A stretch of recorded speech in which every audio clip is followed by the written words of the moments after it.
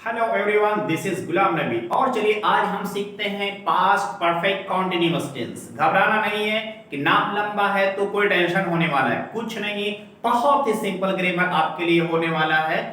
इसका हिंदी में पहचान होगा रहा था, रही थी, रहे थे। लेकिन सिर्फ इतना नहीं है, बल्कि इसके साथ में आपको कोई समय लगाना होगा कि बीते हुए समय में जो कोई काम कर रहा था उसको समय के साथ बताना है।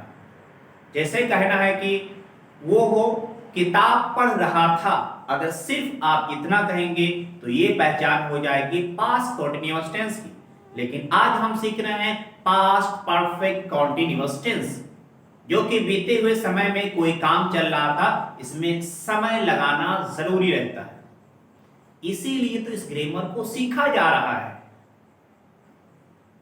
अब आपको कुछ टाइम लगाना पड़ेगा, कहना पड़ेगा कि वो सुबह से किताब पढ़ रहा था, या वो 3 घंटे से किताब पढ़ रहा था, वो 2 दिन से किताब पढ़ रहा था। इसको इस तरह कुछ समय आपको बताना रहेगा। चलिए हम पहले रूल को समझते हैं, फिर मैं आपको एग्जांपल समझाता हूं। बड़ा आसान आपके लिए होने वाला है ये वीडियो, ये ग्रामर। सबसे पहले आपका सब्जेक्ट हो जाएगा, और ये बात आपको अच्छे समझ में आ गया होगा। कोई भी ग्रामर आप सीखें, सबसे पहले आपका सब्जेक्ट रहने वाला है। इसमें सब्जेक्ट चाहे सिंगुलर हो या फिर प्लूरल हो, आपका हेल्पिंग वर्ब हैड बीन हो जाएगा। अगर आपको सेंटेंस नाम में कहना होगा तो हैड के बाद नॉट कहेंगे, उसके बाद में बीन कहेंगे, और वर्ब की फोर्थ में हो जाएगा, प्लस आपका ऑब्जेक्ट हो जाएगा।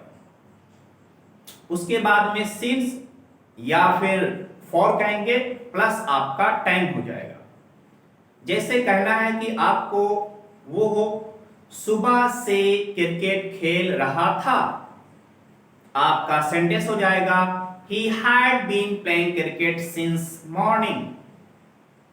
अगर नेगेटिव में कहना है तो अब फॉर और सिंस का मैटर मैंने पिछले वीडियो में मैंने आपको बताया था, प्रेजेंट परफेक्ट कंटीन्यूअस टेंस में काफी डिटेल करके।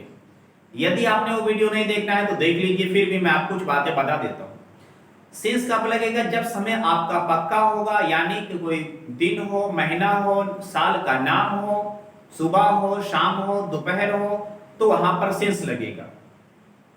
अगर आपका महीना ना हो, साल का नाम ना हो, दिन का नाम ना हो, तो वहां पर फॉर लगाएंगे। इस तरह मैंने पूरी लिस्ट पिछले वीडियो में मैंने आपको दे दिया था। इसी तरह जैसे कहना है कि वे 10 बजे से झगड़ा कर रहे थे, they were fighting क्या रहेगा? 10 बजे से since 10 o'clock कहूं या कि for 10 o'clock कहूं? since 10 o'clock कहा जाएगा कि they were fighting since 10 o'clock, क्योंकि since वहां लगता है जब कोई चीज पक्का होता है। और अगर इसी को कहें कि वो 4 घंटा से झगड़ा कर रहे थे, तो they were fighting, सॉरी, अगर आप कहेंगे कि वे 4 घंटे से झगड़ा कर रहे थे, तो आप कहेंगे they had been fighting for 4 hours। यहाँ पे आपका फॉर लगेगा क्योंकि वो टाइम कौन सा है पक्का पता नहीं। दोस्तों, तो मुझे उम्मीद है कि ये चीज से आपके लिए बहुत क्लियर हो रहा होगा। इसमें कोई बड़ी चीज नहीं है। जैसे कि मैं जनवरी से मुंबई में रह रहा था, I had been living in Mumbai since January।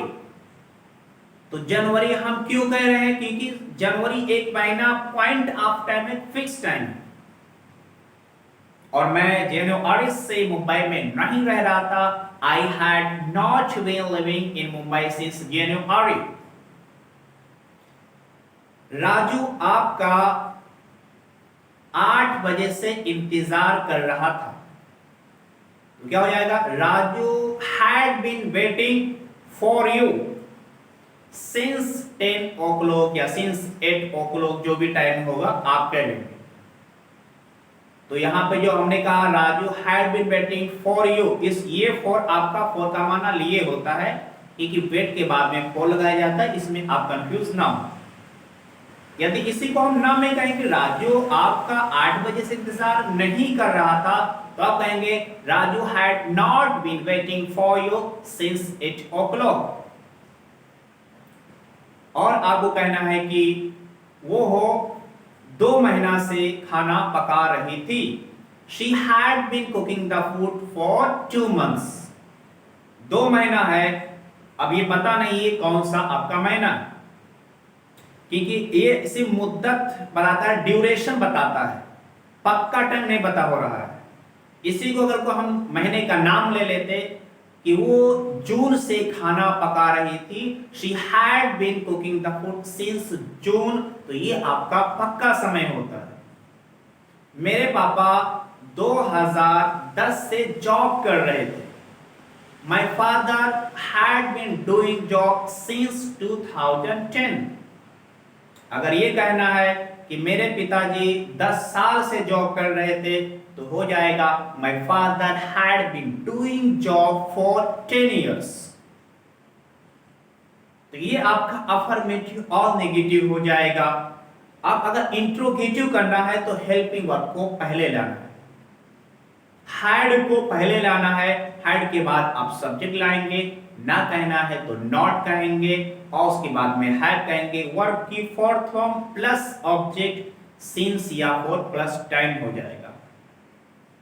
क्या वो 7 बजे से खाना पका रही थी? Had she been cooking the food since 7 o'clock? ये आपका सेंटेंस हो जाएगा इंट्रोगेटिव, यानी कि इसमें प्रश्नवाचक आपका सेंटेंस हो जाएगा। क्या वो 7 बजे से खाना नहीं पका रही थी?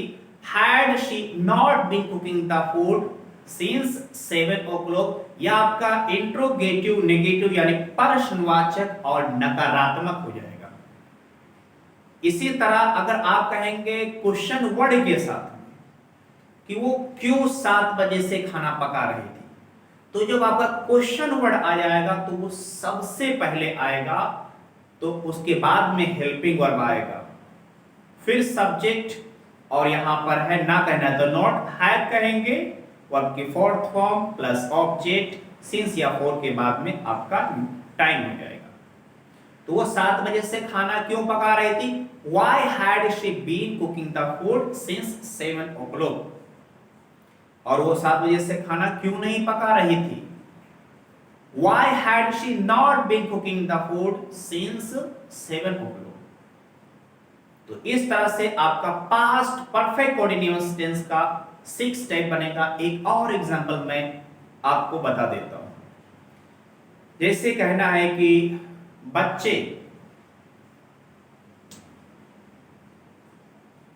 4 घंटा, या ये कह लीजिएगा बच्चे 3 घंटे से खेल रहे थे, तो आप क्या कहेंगे कि the children had been playing for 3 hours। इसी को नेगेटिव कहना है, the children had not been playing for 3 hours। Had children been playing for 3 hours, और चौथा नंबर पे हो जाएगा had children not been playing for 3 hours। क्यों बच्चे 3 घंटे से खेल रहे थे? Why had children been playing for 3 hours? और बच्चे क्यों 3 घंटा से नहीं खेल रहे थे? Why had children not been playing for 3 hours? ये आपका पास्ट परफेक्ट कंटीन्यूअस टेंस है। इसको आप प्रैक्टिस करिएगा और सोचिएगा कि आप कोई काम कौन से समय से कर रहे थे। डेली आप इसको यूज कर सकते हैं कि मैं उसका इतने देर से इंतजार कर रहा था, पापा इतने बजे से न्यूज़पेपर पढ़ रहे थे, वो इतने घंटे से प्रैक्टिस कर रहा था, वो इतने दिन से जॉब कर रहा था। इस तरह के सेंटेंस जब आप प्रैक्टिस करेंगे, आपका ग्रामर भी ठीक होगा और स्पोकन भी ठीक होगा। यदि हमारी वीडियो आपको पसंद आया हो तो आप लाइक करें, और चैनल को अब तक सब्सक्राइब नहीं किए हैं तो प्लीज सब्सक्राइब करें और अपने साथियों को शेयर भी करें। So thank you for watching everyone.